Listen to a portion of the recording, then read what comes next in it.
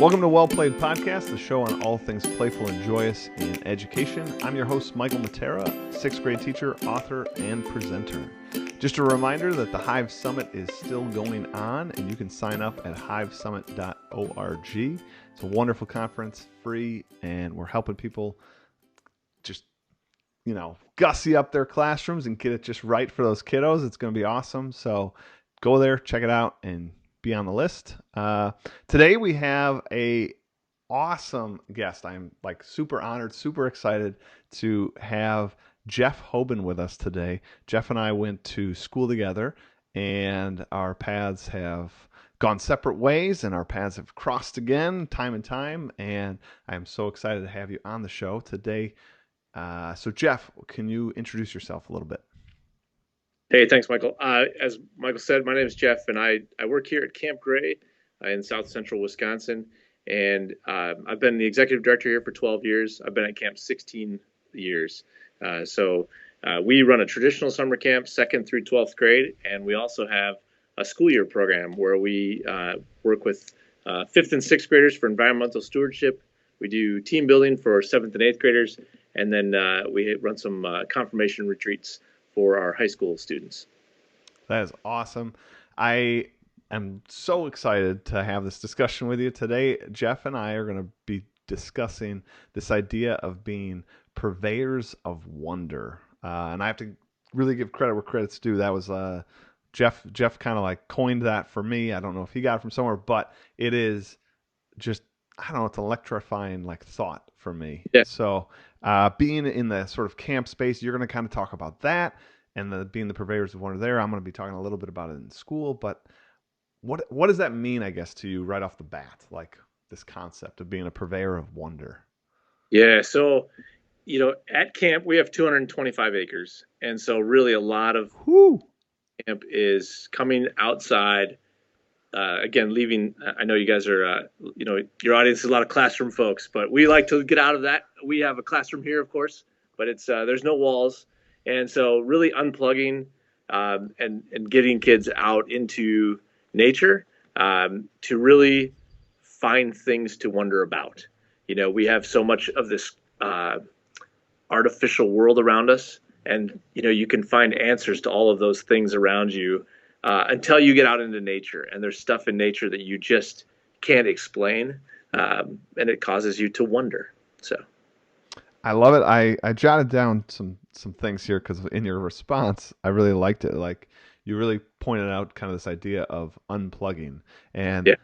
I don't want anybody to misunderstand either of us. There's lots of wonder that you can get via devices, but I think what Jeff's kind of hitting on, and it definitely is resonating with me, is reconnecting with nature. We are a part of nature. We sometimes remove ourselves so much from it, from our, like you said, our made houses and even on the animal kingdom, it's we don't even really put ourselves on that chart. It's there's we're over here, we're something else, but we are part of nature. And I think there is something about unplugging and just being human again, and having other human interactions, as well as going on those interactions outside and exploring. So that's awesome.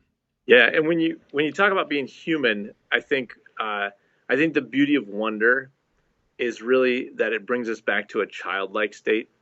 And of course, as educators, I think that we forget that, it's like we left childhood behind, but I think we really, in order to serve kids, we need to remember what it's like to be childlike, and we need to be ourselves like children, because, I shared with my staff the other day this little piece, and only the childlike retain the child's gift of wonder. So only if we're childlike can we retain that gift. And so why is wondering important? It goes on to say, in wondering, we forget ourselves entirely. We're lost in what has provoked our awe. So I think this beautiful thing about getting outside of ourselves. So not only getting out into nature, but I think we're so inward focused sometimes that we lose sight of that world around us. And so if I can find something to wonder about, then I just get lost in, I lose my own thoughts, and I get lost in kind of this whatever it is that has caused awe in my life. Yeah, I love I love that idea too of just like reconnecting with the things that give you awe. And Yeah.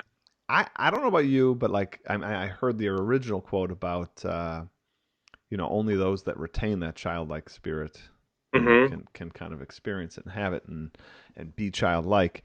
I will sort of challenge that author and challenge our audience and you and me. I do think being childlike, being able to be awe-inspired, right? To be open enough to that. I think it's like anything else in life. Like even if you lost it, you can build that back in your life.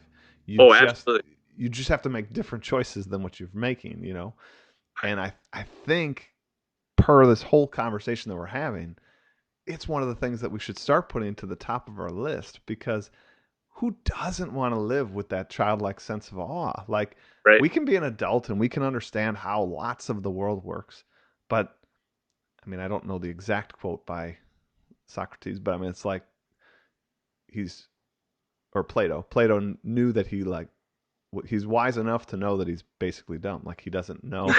There's Right. way more that he doesn't know. So like, even though I Yep. got this tiny little corner all figured out, I don't have to walk around and be like a boring person with like, well, I know my tiny little corner. We're like, yeah, but there's so much more.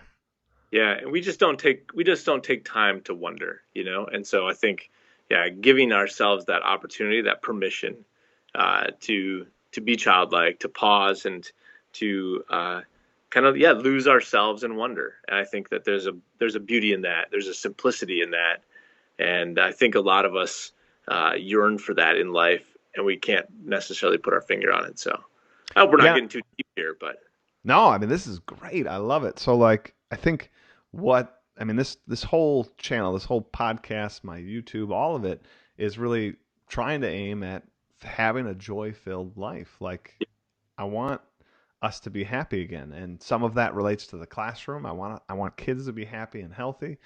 I want the teachers in those rooms to be happy and healthy. And if somebody's just watching and listening to this stuff outside of all of that, I want them to be happy and healthy in their life as an adult.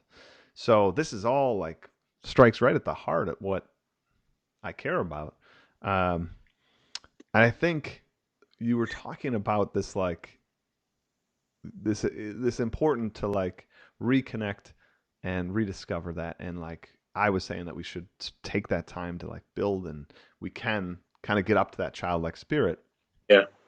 But one of the things you had mentioned made me remember you said we don't give ourselves permission and time to do it. And Hmm. I think that's so important and I think we need to start figuring out ways to sort of build in some time. I mean, right? Like schedule in the non-scheduled time. Schedule Right. in, literally schedule in some wonder. Like schedule in a walk to a park you haven't been to in a while. Like Yeah. there'll be wonder because you haven't been there in a while, or maybe you've Yeah. never been. Look it up. Like go to that park Yep. and take Leave take a leave the walk. leave the phone behind, and yeah, just let yourself walk. And you're right. We are at a point in our life, unfortunately, that we do have to schedule that time. So then you think, well, is it really unscheduled time? But like you say, you just block it off as I'm not gonna take any calls. I'm not gonna check any messages, and all that. And I think that you have to give yourself that time. Well, Yeah. I think like anything too, these are the steps you have to take, I think, to get started towards that wonder. I mean, like the Yep. hope would be you would just start to notice things on your normal walk or when you're just getting from your car to the work, you're going to have that peaceful mind to be in awe of the beauty that's around you. Yep. Notice the sunrise while you're going to work, notice the clouds, notice the flower, notice the kid like picking up something on the ground and like smiling and bouncing on their way because you took that time. But I was just saying, like as a way to get to that level of Right. awareness and that level of peace, maybe you start with saying, "Hey, I'm going to go for a walk on Wednesday at night." Yeah, and then I think that the next logical step after we experience this awe and wonder is it moves us very seamlessly into the gift of gratitude. And I think that that's, if we're looking for happiness, I think that there's nothing that can bring happiness more than just focusing on things that we can be grateful for. So I think that that's in my life. I take that wonder, I find something, to wonder about, to get lost in that, and then I think, wow, this is amazing. I'm grateful for the experience to to have seen this or to have heard this noise or to watch this, to watch the meteor shower or whatever it might be. And I think if we spend time in gratitude, it's a great way to chase all the kind of the negativity out of our lives. Yeah, I agree. I think that when we start to like train our brain to notice the positive, like it's amazing. And gratitude, taking like simple steps to concentrate and think about what's been right in your day, what's Yeah. gone right in your world.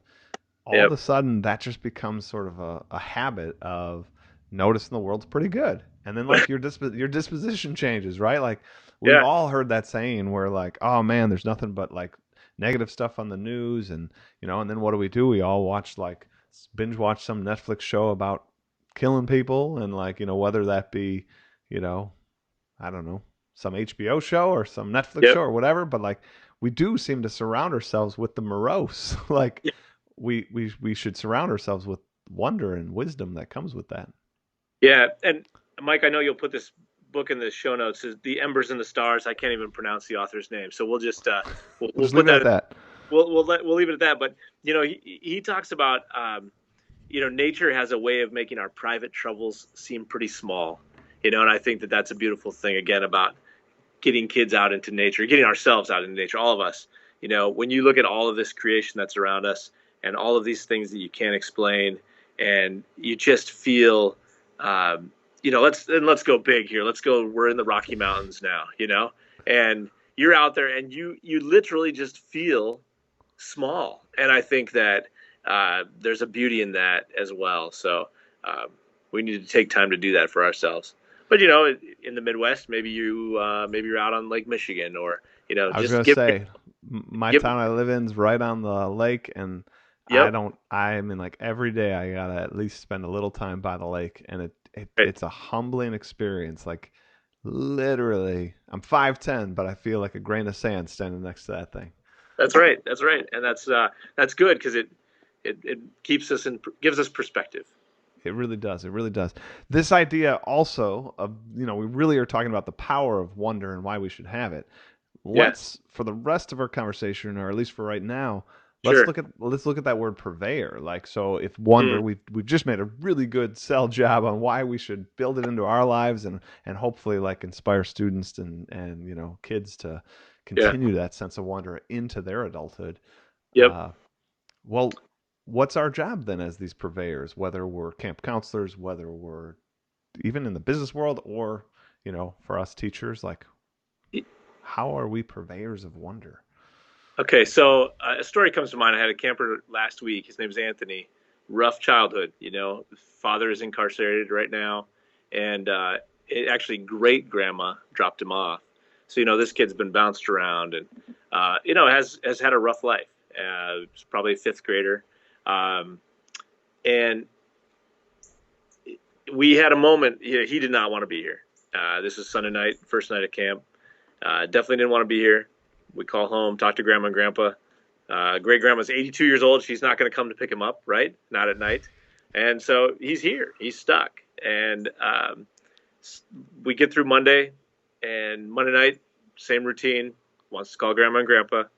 Once again, of course, they're not coming to pick him up. But the conversation I had with Anthony is, Anthony, now that you're here, now that you know that you don't have an option of leaving, it was that same conversation with him. I said, you have to allow yourself to have fun, and again, given his life and his background, I get that's difficult to do. But I think once he was able to just recognize the place he is in and allow himself to have fun.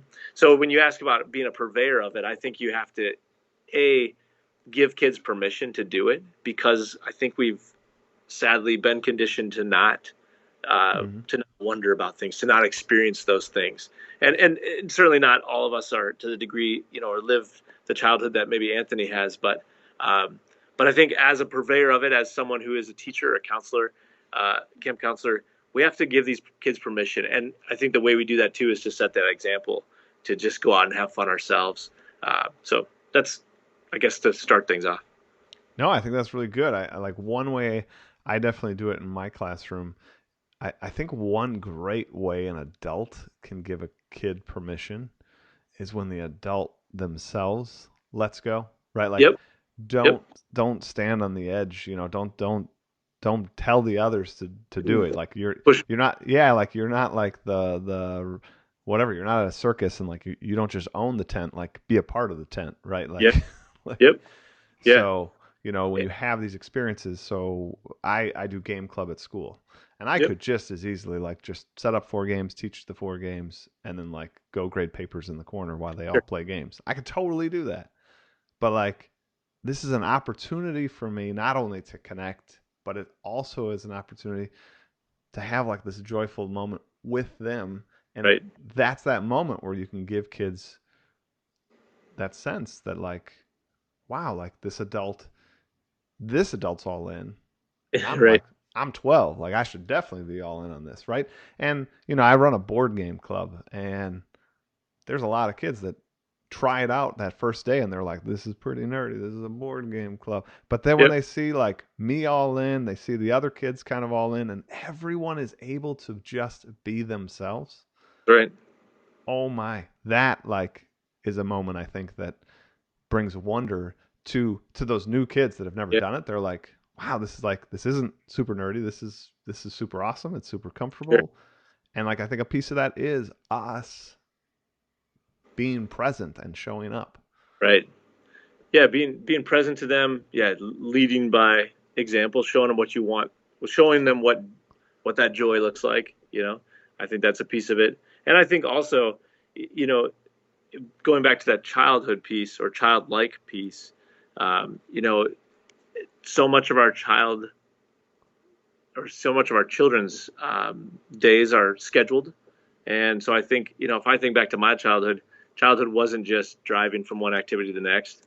And these kids come to camp, and again, nothing against sports, but as a fifth grader that is playing a triple header, 3 baseball games in one day, just these kids are tired out, and so I Mm-hmm. think scheduling in, again, just like we talked as adults, but giving these kids some free choice in their day, I think is a beautiful thing too, to allow them to kind of just discover that wonder on their own, for those moments where they're just not scheduled. So that's Yeah, that's what we do.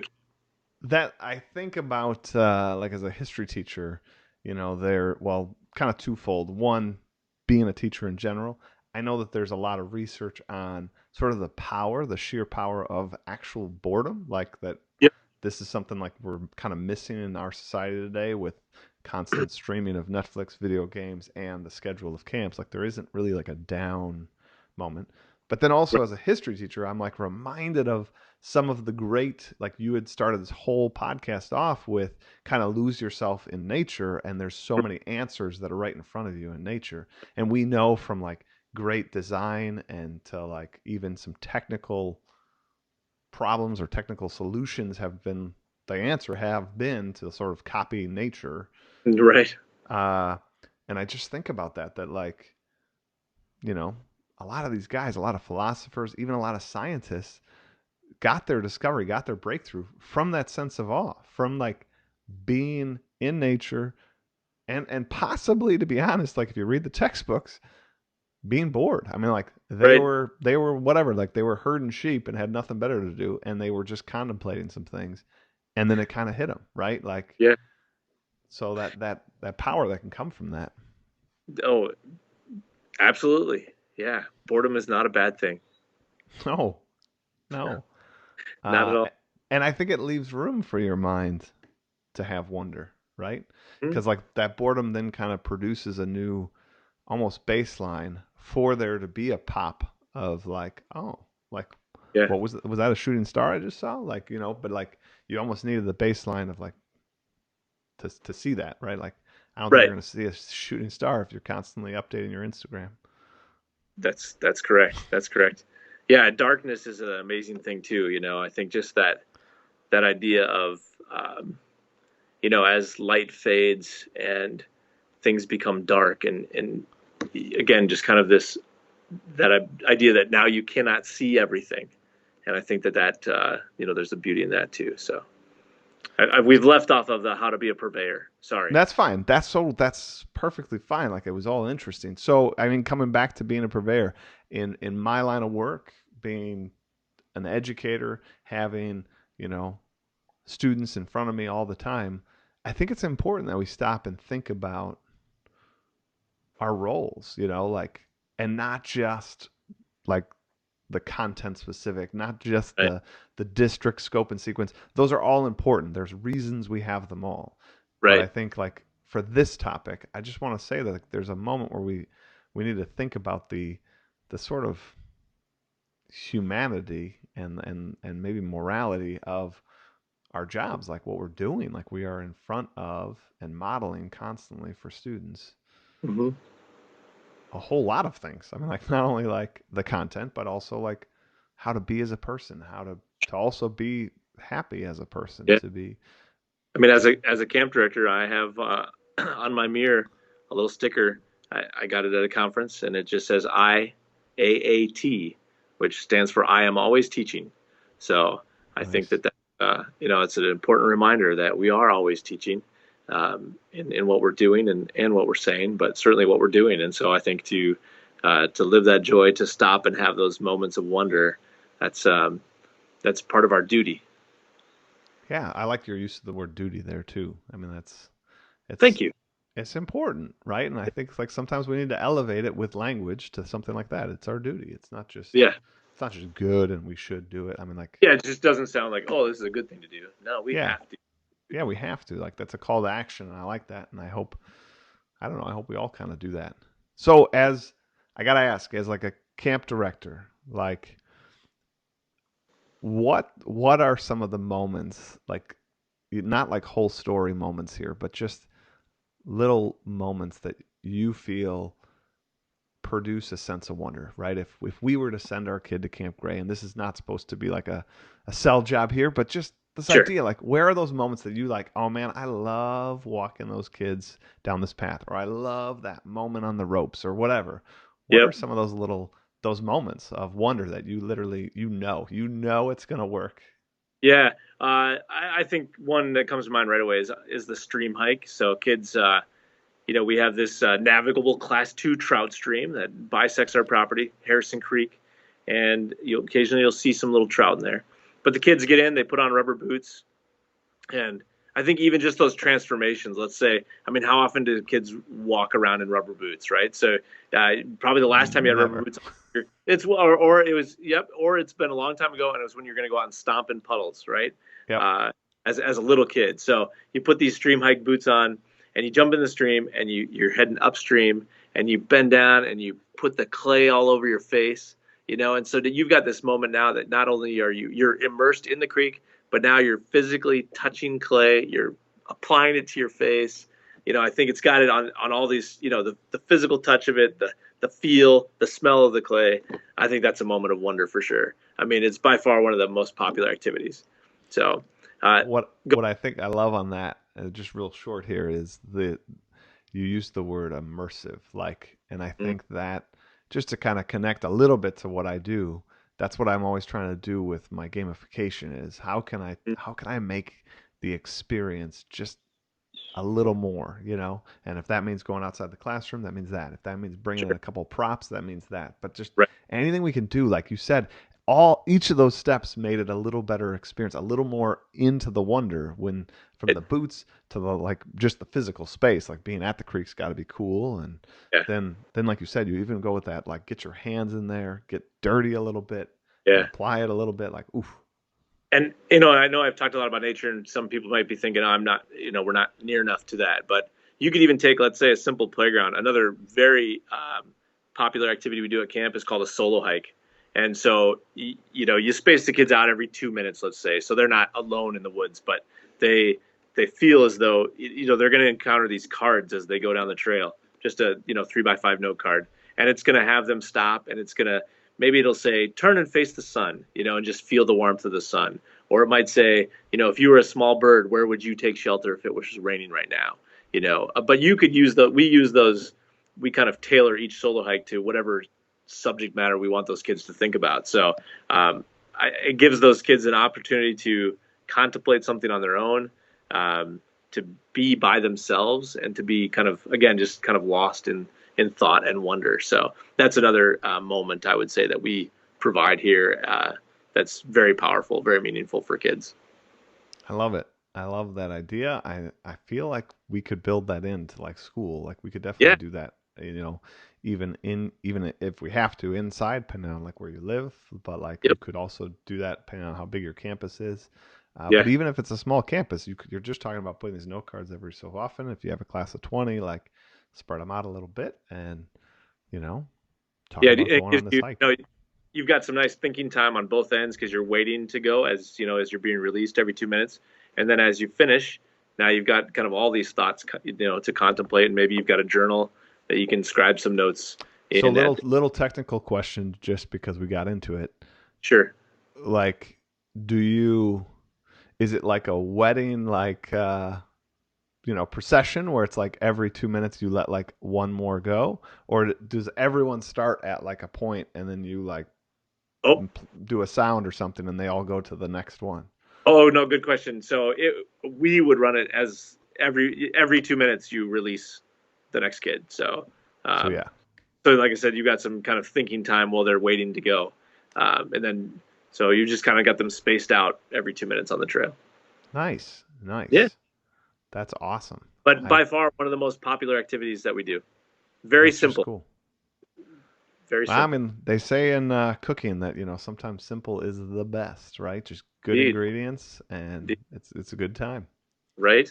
That's right. So, well, Jeff, this has been great, but we are at reflection time. So this is where we're gonna, get hit with a quote here, and then we both are gonna kind of try to apply it to what we're talking about. And today's I quote is brought to us by a sponsor, Socrates. love Uh, it. yeah, big sponsor, huge sponsor. Uh, Mainly because all of his work is now open source because it's so awesome. That's right. All right. So the quote goes, "Wonder is the beginning of wisdom." Mm. Do you want to go first on spinning that today's conversation, or you want me to go first? I'm going to turn it to you, Michael. All right. I love it. All right. So for me, being a teacher, educator, always constantly like teachers can't stop being a teacher. I mean, like you either are always in that sort of mode or you're always thinking like you're out somewhere and you're like, oh, I could use this for the classroom or Sure. this would be great or I'll pick up an extra copy of that. Um, and so what I love about this is I think per this whole episode, we sometimes forget that wonder is an amazing piece of the equation, that it isn't just content delivery. It's not just like prepping them for the next experience, right? That wonder and awe are powerful tools both for the emotions but as well as the mind. And like Mm, those concepts, when they're experienced with that sense of wonder, they stick. mm, And like I think we just got to remember, like when we're making the educational cocktail, to put a little wonder in there too. right? A little wonder. Um, yeah, I've also heard it said that wonder, if we looked at it as being said, um, coming to know something you thought you already knew. So if you think about, I would call it a gift, the gift of wisdom. Um, sometimes we think we know something, but if we really pause again to take that time that we've been talking about to really wonder, to dig into something, to get outside ourselves, I think that's really where that wisdom comes from. Is to think, well, maybe I don't know everything there is to know about some topic or whatever. So I think wisdom is a beautiful thing. Just because we're teachers doesn't mean we have all the wisdom, right? And I think that time to wonder will open us up to that fact, just like you talked about with Plato, that we're smart enough to know that we don't really know. Mm-hmm. Yeah, And there's wisdom in that for sure. there's wisdom, definitely wisdom in that, and a dash of maturity to like like own that you don't. Right. Well, Jeff, thank you so much for being part of Well Played today. It's been so awesome having you on. I kind of hope we can have this chat again sometime. Let's do it again. Let's do All it again. right. I Thanks, love Mike. it. Yeah. And everyone else, thank you so much for joining us. It's always an honor and a privilege having you guys be part of the show. If you want to sort of make a comment on the show, where you can find it is on my YouTube channel. This is episode 122. So just go up to that video, and if you want to post a comment there, that'd be great. We would love to hear from you. And everyone, just enjoy your week and play on.